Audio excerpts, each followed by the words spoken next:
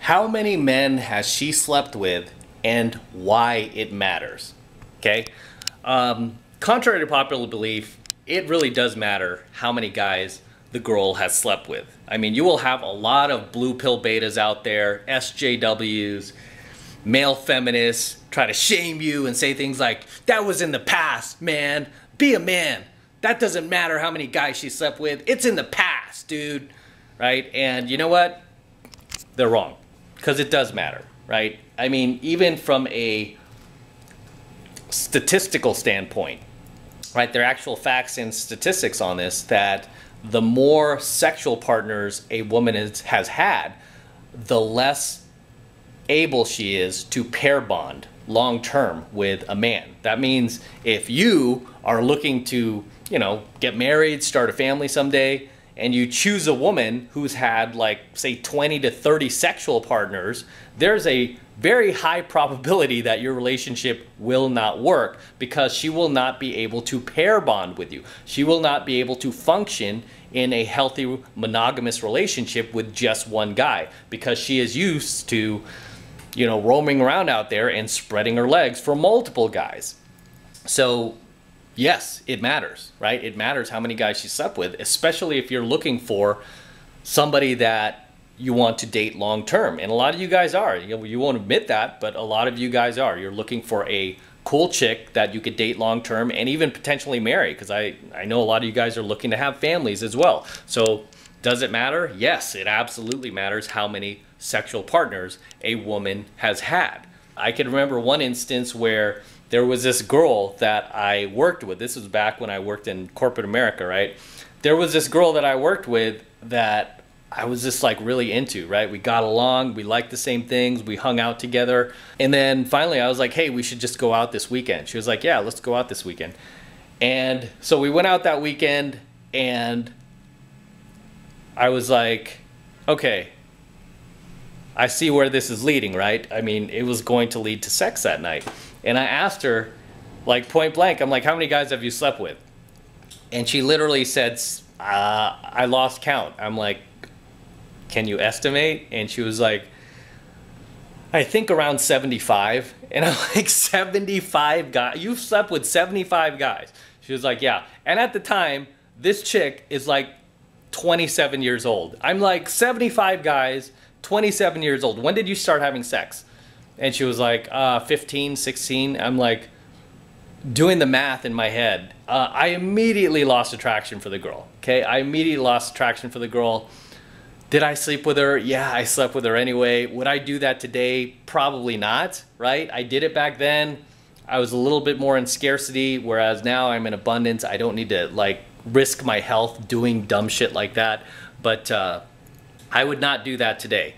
But yeah, she was literally like 75 guys, and no surprise, that girl is still single. She's, she hasn't been able to maintain a long-term relationship, even though she wants to. She was telling me even back then that she was looking for somebody that, she could like just settle down with, and she doesn't want to keep dating around and all this, and she still hasn't been able to do that, right? Because she's just had way too many sexual partners. There's a threshold that you just really don't want to pass as a female because you begin to lose your ability to pair bond with one partner.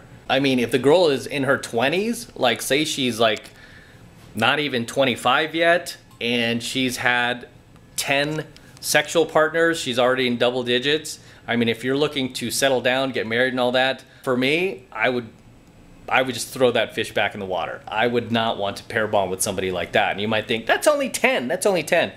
If you're looking to pair bond with this person for a lifetime and build a family with, that's a lot, right?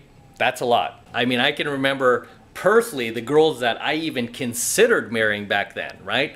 The girls that wanted to get married, and I thought about it, right? There were just 3 in particular, which was my high school girlfriend, my college girlfriend, and then one girl I dated that became my girlfriend after college. Those 3 girls I can remember in particular that I actually considered marrying at the time. And my high school girlfriend at the time, obviously, we were both virgins, so neither of us was with anybody else. So that, that would have been a situation where we might have gone the distance, right? We probably would have grown apart though. But sexually, that wouldn't have been an issue, like, oh, you have too many sexual partners or anything like that. The second one was my college girlfriend, and she was also a virgin, but I had already had my high school girlfriend, so I already had one partner before her.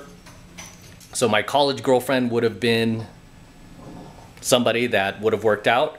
The third person was this girl that I dated after college. Her name was Arlene, and she only had like one major boyfriend before me, and I was the second guy she slept with. So in those three cases, those probably would have worked out had I had the maturity to do it, or had we been a few years older. Those probably would have worked out. It wouldn't have been an issue where that person had too many sexual partners, you know, or anything like that. But when it comes to females, and for you guys in particular, when you're looking for somebody to settle down with, start a family with, you want to be very, very careful about how many guys she's actually had sex with. And you also want to be able to kind of peer in to whether or not she's telling the truth about it, because a lot of these girls will lie, right? If she says she's only had, like, you know, I've only slept with 5 guys, and she's like 30 years old, you can guarantee it's probably more like 15 or more, right? So you want to multiply by, you know, by 3. But a lot of these girls will lie about it just because they know the social stigma. They know that you as a guy will probably be less attracted to them. You will be less motivated to settle down with her, knowing that she has slept with, you know, dozens and dozens of guys. So at the end of the day, does it matter how many sexual partners she's had? Absolutely it does, okay? Absolutely it does. Even if you don't want to pair bond with her, right? Say you're not looking to get married, you're not looking to have kids with her or anything like that. It does matter, because you've got your health to think about. I mean, if this chick has slept with 100 guys, for example, right? And she's barely 30 years old, there's a high probability she could have some type of venereal disease. She could have VD, right? She could have the clap. She could have herpes. I mean, any number of venereal diseases that you have to be careful of. And that's something you guys should do as well. As before you have sex with these girls, you should ask them if they have any type of sexually transmitted disease, right? You can ask them point blank, have you ever had any STDs? And surprisingly, a lot of these girls will tell you the truth. I've found that a lot of these girls will be fairly honest with you and just tell you the truth if they've had one. Like, oh yeah, I have herpes, or I had this. I mean, one girl not that long ago that I met, this Swedish girl, she was gorgeous. Oh my gosh, man. I met her in Los Angeles, and she went back to Sweden for a while, but she was willing to come back and, you know, basically to date me, just to spend time with me. And I was like, oh, this is awesome. This is perfect. Yes, right? And before we made those plans for her to come back, because it was starting to get serious, I was like, hey, have you ever had any STDs? I had to ask her. And she admitted, she goes, yeah, I picked up an STD from the last guy I dated when I was living in LA. And I'm like, what do you have? She's like, I have herpes. And I'm like, she was like, what, everybody has herpes, you know? And she was just kind of like playing it down, right? I dove a little deeper into like the type of herpes she has. And I'm like, it's highly, highly contagious. And I'm like, sorry, I can't do it. I literally just told her no. I'm like, I can't do it. She's like, well, that's what protection is for. I'm like, even protection can't protect you from that. And I just said no. And I was like, sorry. You know, I literally was like, you know, good luck to you. And I just ended it. Like, it was not, she was shocked. She was shocked as shit that I just ended it like that. But I'm like, I don't need to risk my health, put my health on the craps table and gamble. It's just not worth it to me. I mean, I'm in abundance.